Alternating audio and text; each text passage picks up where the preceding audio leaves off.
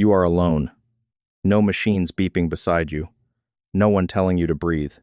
Just your body, doing the most dangerous thing it will ever do. For most of human history, this was not a tragedy. It was Tuesday. For roughly 200,000 years, giving birth was one of the leading causes of death for women your age.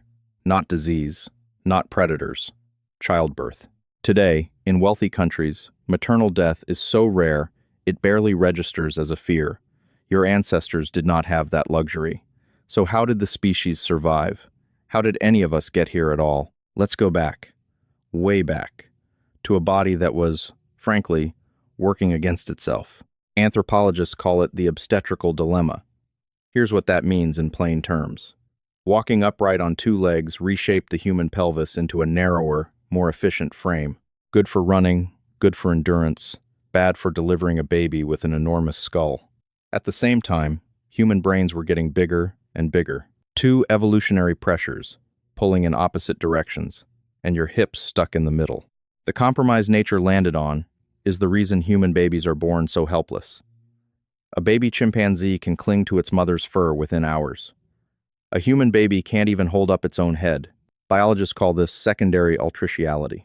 It simply means human infants are born at an earlier stage of development than other primates, because staying inside any longer would make the skull too large to fit through the birth canal at all. So your ancestors weren't just solving a medical problem, they were solving a math problem with no good answer.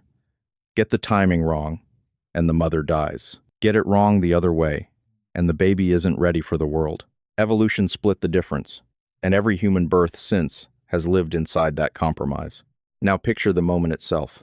Anthropologist Wenda Trevathan, who spent decades studying the evolution of childbirth, proposed something that sounds almost too simple to be revolutionary. She argued that early human mothers likely could not give birth completely alone, the way most other mammals do.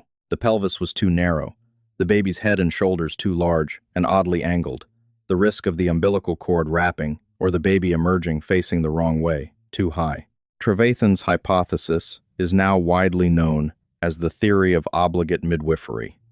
It suggests that the assistance of other people during birth isn't a modern invention. It may be almost as old as upright walking itself. That single idea reframes everything. Birth wasn't a solitary biological event your ancestors endured in a quiet corner of a cave. It was, very possibly, the first form of human cooperation. Before language as we know it, before agriculture, before permanent shelters, there were hands reaching out to catch another human being. Compare that to your closest living relatives. Among chimpanzees and gorillas, females typically retreat alone to give birth, often hiding from the rest of the group entirely. No assistance, no witnesses, just instinct and isolation. Somewhere along the human evolutionary path, that pattern broke. Trevathan's research suggests the break wasn't cultural preference. It was anatomical necessity. When your pelvis narrowed and your skull grew, solitary birth stopped being a safe option. Cooperation wasn't chosen. It was, in a sense, forced into the species by the shape of its own bones. Who were those hands? Cross-cultural research gives us a strong clue. Anthropologist Brooke Selza and colleagues, studying birth practices among the Himba people of Namibia, documented something that shows up again and again across hunter-gatherer and small-scale societies worldwide. Birth is rarely attended by men. It is overwhelmingly a female event, often involving the mother's own mother, sisters, or experienced older women in the group. Knowledge passed down, body to body, generation to generation, long before anyone wrote anything down. Let's reconstruct a day, because the abstract version doesn't capture what this actually felt like. You feel the first contraction in the late afternoon, while gathering food with the other women. Someone notices the change in your breathing before you say a word. You are walked, slowly, back toward camp. Not carried. Walking helps. The older women already know this. By the time true labor begins, you're not alone in a hut. You're surrounded. One woman braces your back. Another speaks low and steady, the kind of voice meant to calm an animal. Because right now, your body is operating on instinct, not language. There is no clock on the wall. No one is timing your contractions in minutes.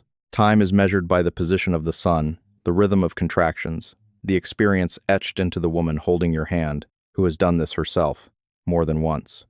The light shifts from afternoon gold to the deep orange of evening, and still you labor. The fire is built up as dusk falls, not for warmth alone, but because firelight means someone can finally see what they're doing. Smoke curls upward into a darkening sky. Somewhere nearby, a child is hushed and led away from the scene by an older sibling.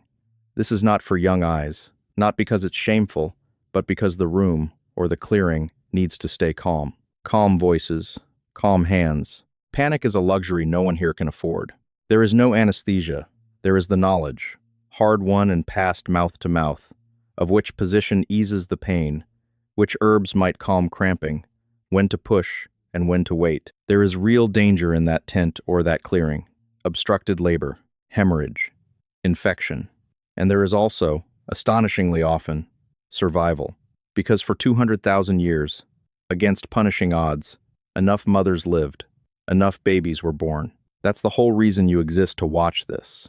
Here is the counterintuitive twist, the part that flips the popular image of prehistoric life on its head. We tend to imagine our ancient ancestors as isolated, brutish, every family fending for itself in the wilderness. But the obligate midwifery hypothesis suggests something almost the opposite. Childbirth may have been one of the earliest forces that pushed humans toward deep, intentional cooperation. Not loose tribal proximity, but a level of trust that required one person to literally place their body and their child's life into the hands of others. Some anthropologists argue this pressure helped shape early human social bonds, food sharing, and even the emotional intelligence required to read another person's pain and respond to it. Your species may not have become deeply social despite the dangers of birth.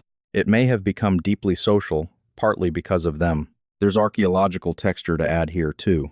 Excavations at sites like Krapina in Croatia and various Upper Paleolithic burial sites across Europe have revealed careful, intentional infant burials, sometimes with grave goods, suggesting these tiny lives were mourned with real ritual, not discarded as biological accidents.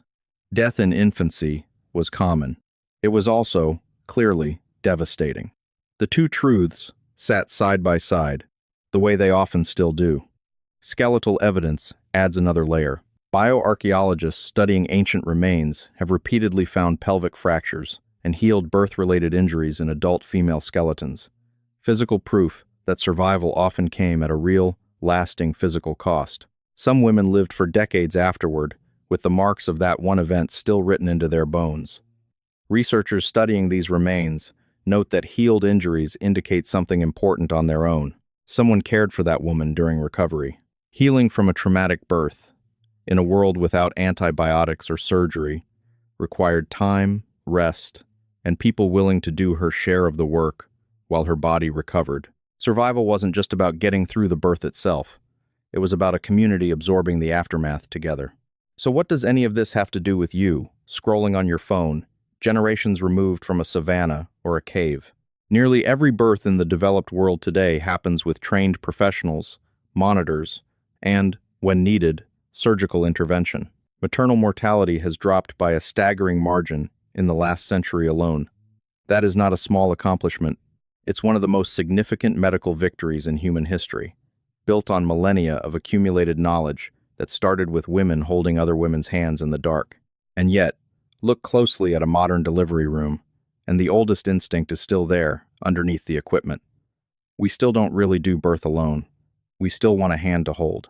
We still lower our voices and speak slow and steady to someone in pain, the same way that first attendant might have, tens of thousands of years before recorded history began. Birth required other people then. In its own way, it still does now. Not because we're weak, but because somewhere in the architecture of being human, vulnerability was never meant to be carried in isolation.